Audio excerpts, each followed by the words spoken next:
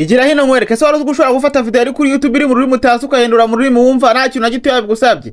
Muri iyi video ngiye gukora ku buryo wafata video ari kuri YouTube ukahindura mu rurimi wumva nta kintu na gito yabigusabye. Niba wajya kubona video mu gishinwa ugasanga ugiye kureba umuntu ngo gusobanura icyo gishinwa, ngiye gukora ku buryo wajya ubyikorera ukabihindura mu rurimi wumva nta kintu na gito yabigusabye ukoresheje telefone yawe.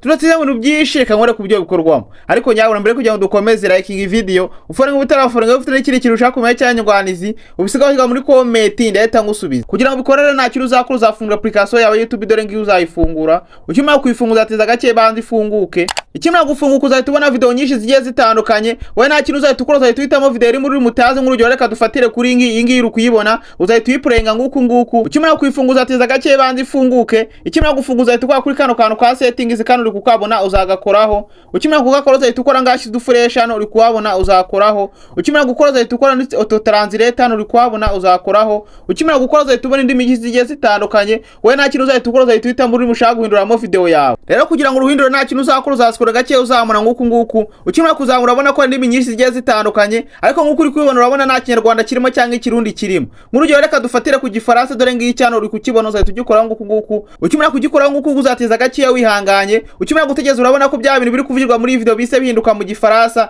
nta kintu na gito yabigusabye. Niba ukeneye kumenya uburyo wahindura mu kinyarwanda cyangwa ikirundi bimbwira muri comment kugira ngo mitembere ku buryo bikorwamo. Ikindi kandi bakano kantu kagufashije bimbwira muri comment.